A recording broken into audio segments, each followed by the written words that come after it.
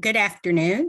I'm Dr. Pamela Baker with Region 10 School, Family, Community Engagement Consultant. And thank you for attending our Family Focus Wednesday webinars. We're so glad that you're able to share this time with us. We have a great speaker, Amy Davenport, who's going to talk about IEP implementation for caregivers, some things to think about, as a caregiver or parent or whatever your role is. And I'm going to let Katrina introduce herself and then turn it over to Amy. Hi, my name is Katrina Mathis, and I'm also a school family community engagement consultant here at Region 10. And we are so happy to be able to bring these sessions to you. And so excited to hear from Amy today about our IEP implementation. So we'll go ahead and let her get started.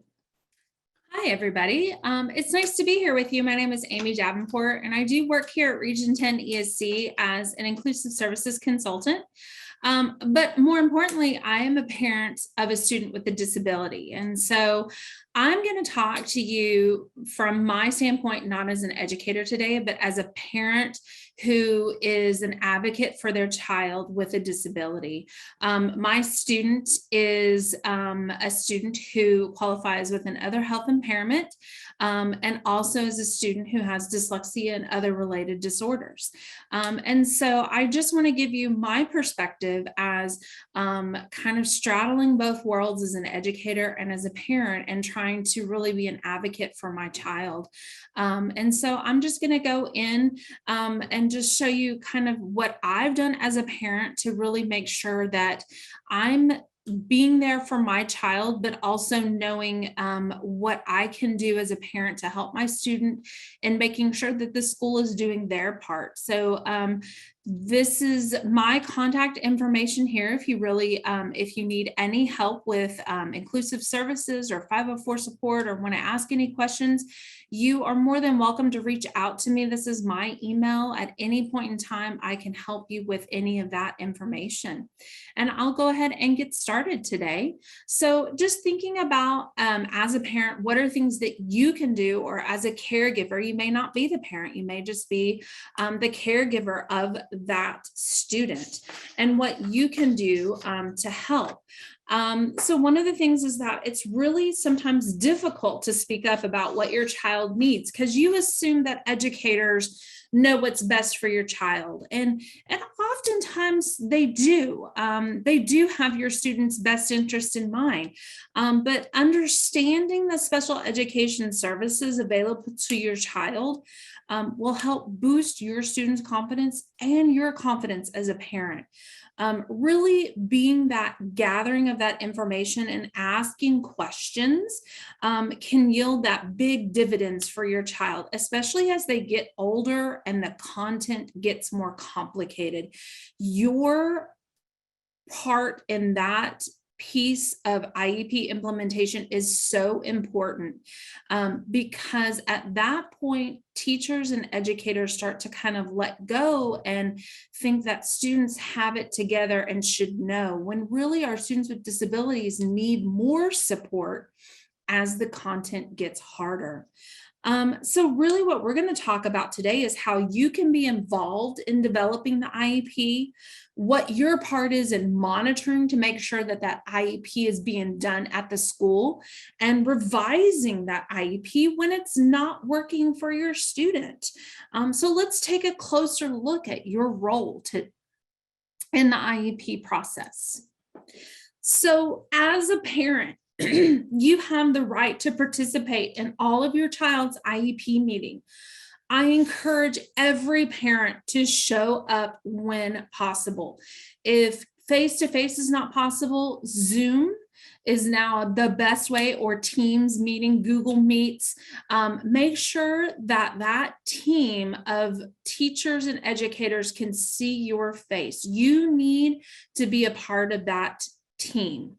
The Individuals with Education Disability Act, or what we refer to in the education world as IDEA, is a federal law, and the first person that it lists as a required member of the IEP team is the parent.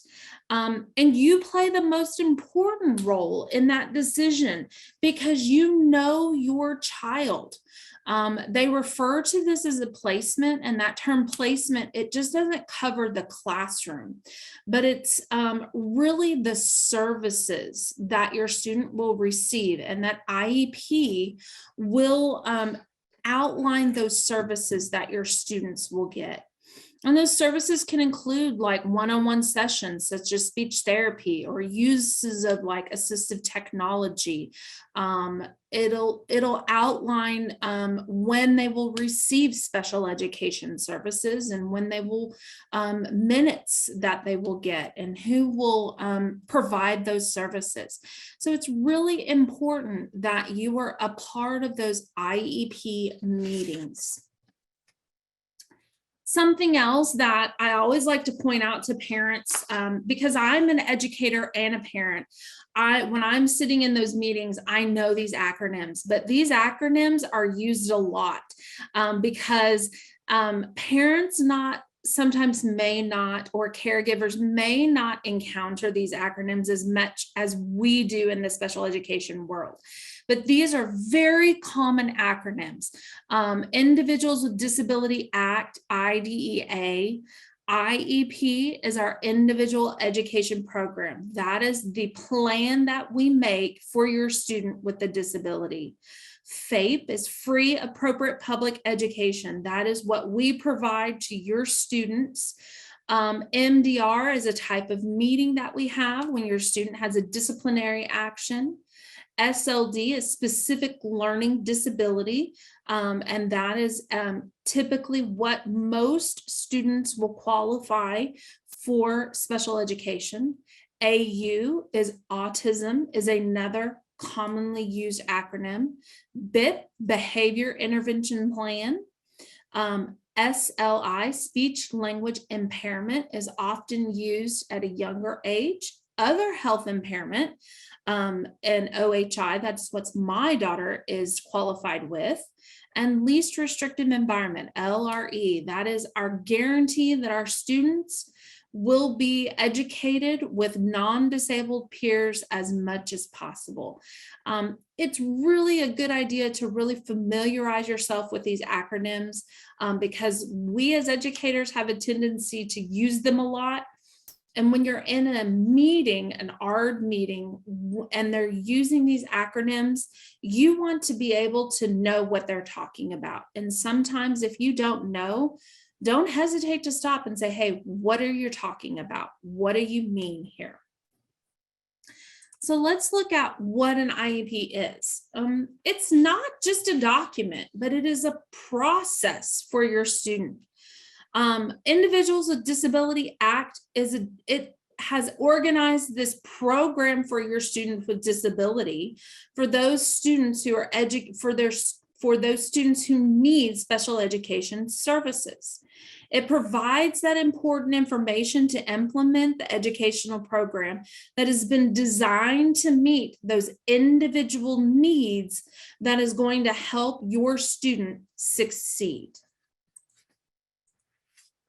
So in this process, it begins with the referral and the eligibility.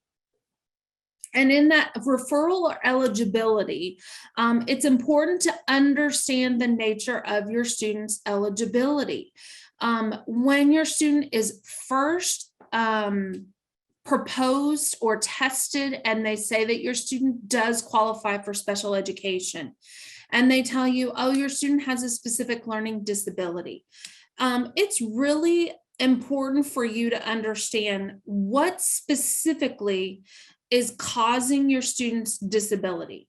For my student, she receives special education services for dyslexia and related disorders and other health impairment. I know that her eligibility is other health impairment. Therefore, all of her goals and programming should be addressing that eligibility. And so if I do not understand that piece of eligibility, I cannot make sure that when we're in ARDS and we're talking about accommodations or we're talking about goals, I need to understand eligibility to make sure those match up. So if you have questions about your student's referral or eligibility, it's really good to ask that and sit down with somebody that you trust to really explain that information to you. Then we go into the IEP meeting. This is this meeting that we have, and we have it annually. And we talk about how the student is doing both at home and at school. We set goals for your student, and we understand accommodations. And we set the programming for that student, how much time they'll receive special education services, and what is necessary for that student to be successful in school. And then it moves into the implementation. And this is the piece where, as parents, we trust schools to really do their part. But we as parents need to make sure that we're double checking that. We're making sure that our kids are getting those accommodations at school, and we're making sure that they're getting the lists of services at school by asking our students questions. And then there's the progress review within that process. We're ensuring that we're getting a progress report when it comes home with that gives me the information on how students are doing in their IEP goals. And those usually come home with grade reports, either at 6 weeks or 9 weeks. And then there's reevaluation, and this happens every 3 years. Your student goes through a reevaluation, and that reevaluation is to ensure that we are reassessing the impact of the disability to see if there's a need for the eligibility or another eligibility that may need to be addressed. So some common types of meeting that, as you a parent, may be involved in, and you want to know what these types of meetings are because you need to understand what is happening when you're in these meetings. Oftentimes you're rarely told what to expect when you say, oh, I've got to go to a meeting for my child in special education. And it can be confusing for you. And sometimes it can really, you walk in and you don't have any prior knowledge to what's happening for this. So one of the most common types is your initial eligibility or your eligibility meeting. And those help determine special education services. Another type is the transfer meeting. So if your student moves from one district to another district, this gives the new district an opportunity to look over that paperwork from the previous district to assess the needs and then implement that in their district. The annual review, that's the most common meeting that you probably go to every year, where we review that progress and update that IEP to make sure we're making adequate progress towards mastery for that student. There is a special request type of meeting where if our student is not making progress like we want them to, we may need to look at placement changing or programming changing. Another type is called a manifestation determination. These are more common at your secondary level. And the reason why is because it is held when a student is facing a disciplinary action such as suspension or expulsion. And that is because we are going to examine if the behavior that was a cause because of the student's disability.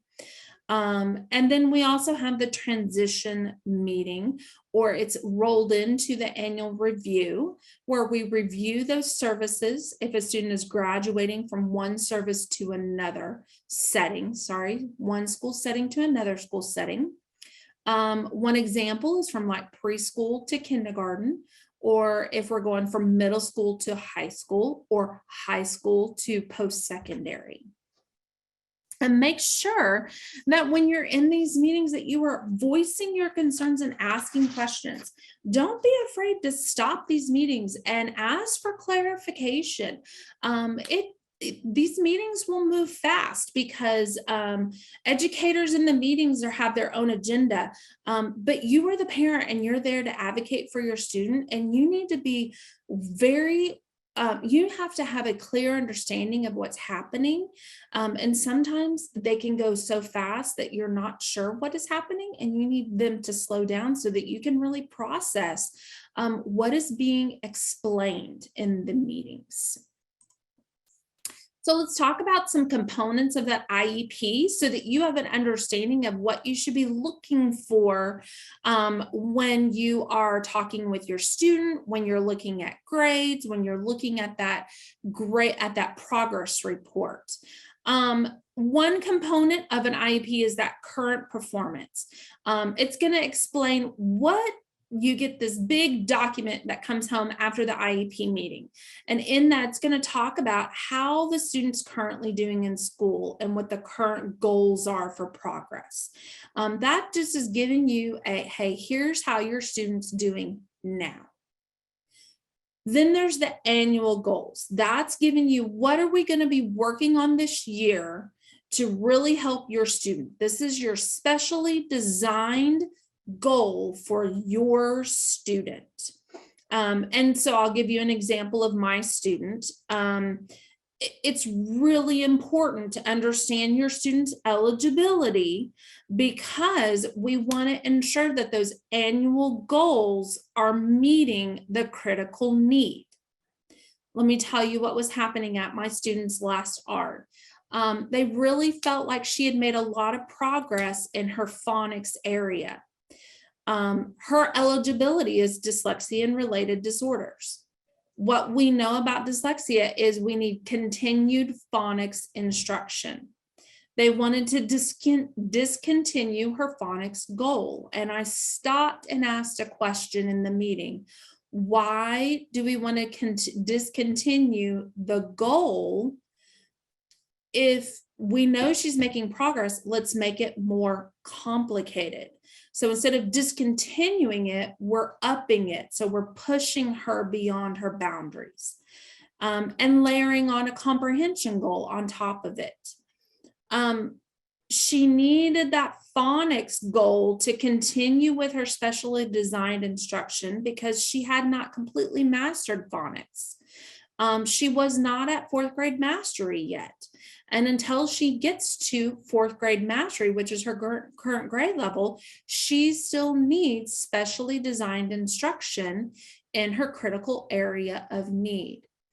Had I, as a parent, not known her eligibility, I would not have understood in the meeting how her annual goal matches her eligibility. That's very important as a parent. The next part are the services. These are the specially designed special education related services. Again, it's important you understand your student's eligibility so that you can advocate for services that meet their critical need. Another example, I go back to, as a parent, I go back to my student. They wanted to modify her dyslexia services. She was not at grade level. As a parent, I asked a question. I said, what is your purpose for modifying her services if she has not met grade level yet? She's still struggling with sound letter correspondence and written expression. We know that she still needs dyslexia services. In a collaborative way as a committee, understanding her eligibility, we agreed that those services still needed to continue and that we would continue to monitor her throughout the year to see if that we could shorten the time. But at this point, if I, as a parent, had not known her eligibility and was not fully participating in that IEP implementation process, the school was going to make a decision without me as a parent that may not have been in the best interest of my student. Participation with non-disabled students. This is your least restrictive environment. This is just letting us know that our students will be in their, with their non-disabled peers as much as possible. So my student, there's 380 minutes in a school day, and she only spends 45 minutes a day in dyslexia instruction in a pull-out program. The rest of the minutes of the day, she is with all of her non-disabled peers. So this participation, this least restrictive environment, we really address to make sure that we are keeping kids with their non-disabled peers as much as possible, because we know from research that if our kids are hearing the content that's grade level content, they will make more progress. And then in your IEP, it addresses the statewide testing and local testing, how they'll participate. Transition services will be addressed. And then age of majority, when your student turns 18, they are responsible for their ARDs in their IEP meetings, and parents are not required to attend should the student request that. So just be aware of that if your students are in that age range. And then measuring progress. This is another piece, address the IEP goals, how they will be monitored and reported out. Those are the various components. So something to expect in the IEP meetings are purposes of the IEP meetings. They'll review those evaluations if they were conducted. Typically your student's case manager, whoops, I am so sorry, I hit a button. Let me go back. Your child's case manager or special education teacher will go over those yearly evaluations to give you some update progress. They went from here to here. Here's how they are doing in their progress. They'll discuss those performances and goals, determine those services, and determine those accommodations. And just make sure that you stop and ask questions. It's important as a parent that you speak up for your student, because your student may not be there and they need you to do that. So let's look at what that looks like. Your input is so important because you are the representative for your student. The IEP team only knows your student on paper. They see grades, they see tests, they see evaluation. You know your child. Parents are the ones that create that continuity between school and home. And the school is trying to promote self-awareness and self-advocacy. And so your role in that IEP team is really valuable from start to finish. And you're the one that helps your student teach them that self-awareness and that self-advocacy for them. So let's talk about what you can do to make sure you're monitoring that IEP implementation. Keeping an eye on your students' services and supports. Making sure that when you're in the meeting, you understand your students' eligibility. And making sure that the goals are targeting the deficit that they're saying. If they're reporting out that they are not making progress in math, then we might need to address that in a goal. If they're reporting out they're not making progress in somewhere, then we need to talk about what do we need to do to help that student. It's really easy for busy special education departments to apply a standard set of supports. And so as a parent, you need to make sure that it is specially designed for your student. You ask the questions. If you're concerned, follow up with a person, your student's special education teacher, or someone you feel comfortable with on a campus, and really approach it in a collaborative manner. I was concerned, I'll give you an example for my student at the beginning of this year. I was concerned for my student coming off of a year of actually 18 months of COVID, she had used a lot of assistive technology that had really benefited her. And the school district had made a strategic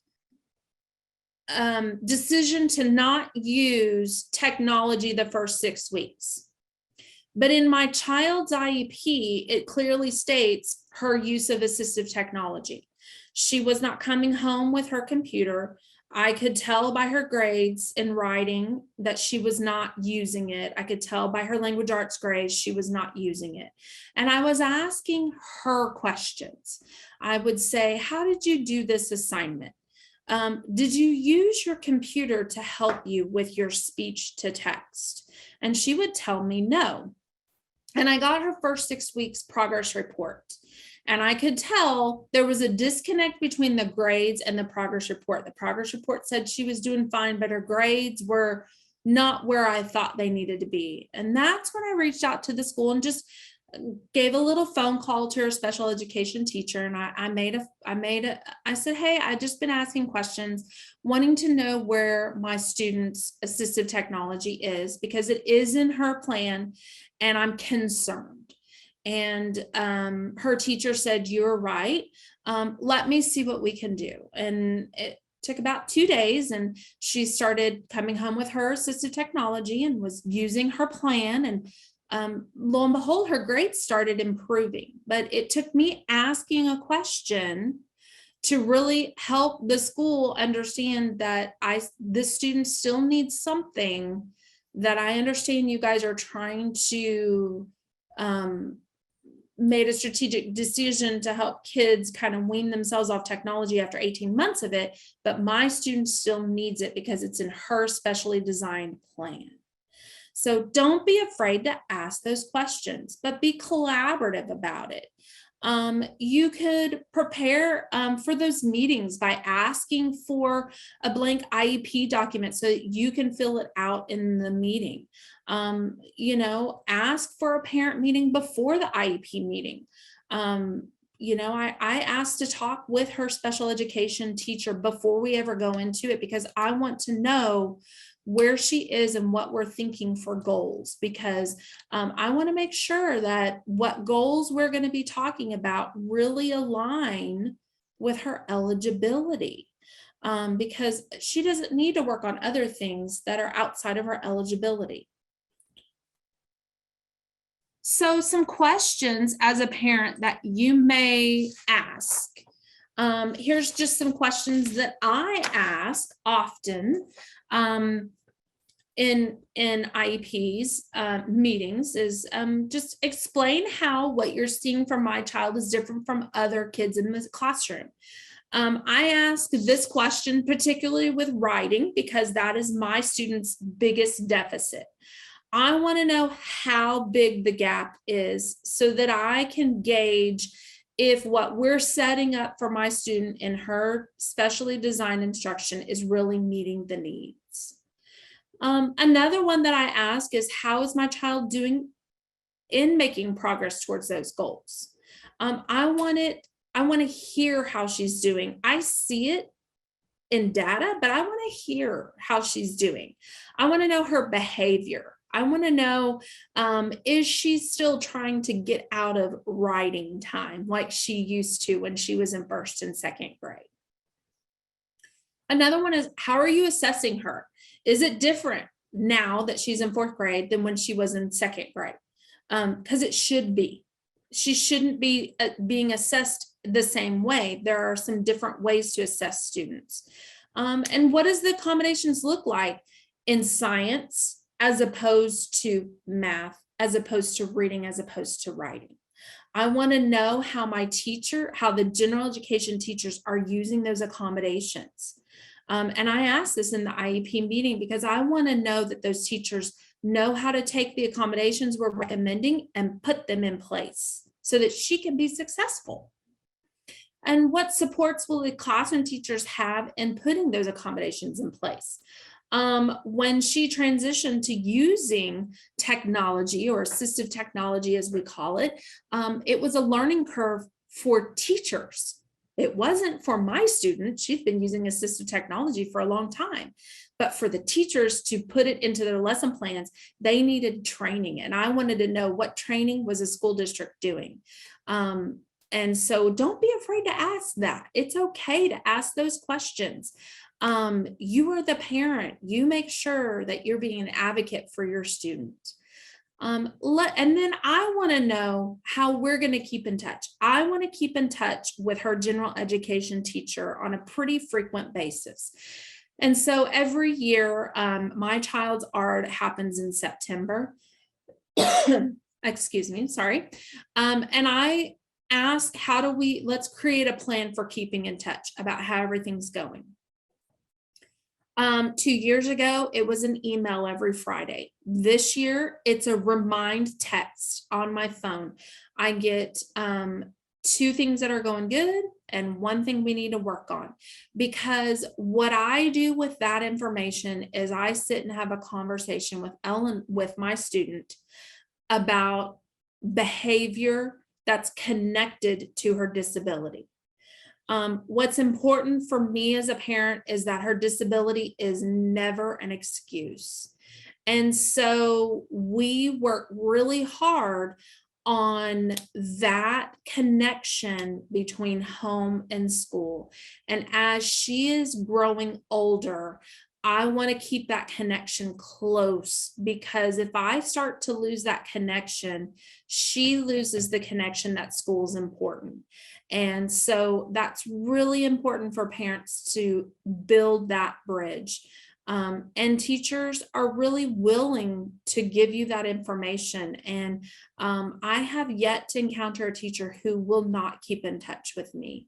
I just have to ask for it. And so those are some questions that I often ask at ARDS, or ask my general education teachers or my special education teachers to just give me some information. I also ask these at parent-teacher conferences or back to school nights, just so that I'm hearing how she's doing, not just seeing it as a grade, as a number. That is just a number. I want to hear how my student's doing. So some key takeaways from today. Make sure that you're the advocate for your student. Schools have a lot of kids in them. You only have 1 or 2. So you need to be the one that's in charge of your student's special education programming. And so I encourage you as the parent to be that advocate, as an active member of the IEP team. Your participation matters at every single port in that IEP process. And you're the parent, so you have more understanding and knowledge of your student. And it is so valuable to that IEP team that you will ever understand how valuable your part in that process is. Thank you for joining me today. I appreciate it. I hope that I've given you some good information and that you feel empowered to ask questions and be a part of that IEP process. Thank you so much, Amy. Such good information. I didn't see any questions in the Q&A, but if anybody has any questions, we have just a few minutes that Amy can answer something for you. You can put them in the Q&A or in the chat. I'm also going to drop the link in the chat for our Family Focus webinar series information for registration so that you can get that. Denisha, thank you for asking that. We will post we are in the process right now of revamping our family engagement page on the Region 10 website. So we will have a copy of the recording up there. It'll probably be, because we have to make sure that it's good and accessible. So it'll probably be one day next week. But we will have it up there, and then we can send out an email to those who attended today to make sure that you guys know when it's going to be up there. So I'll put that down as a note for myself to do that. Okay, let's see. Oh, Swarna said, thank you, Amy. Thank you for the valuable information. Nice to see you, Robin. Thank Thank you, Anita.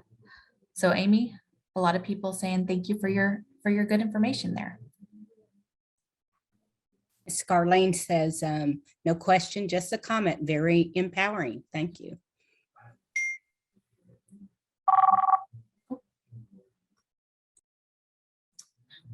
Well, thank you all for joining us. Please go to that link and look and see what other sessions we have coming up that might be beneficial to you. The next one in January is on child find and evaluation, and that's going to be on January 12th. So please join us for that.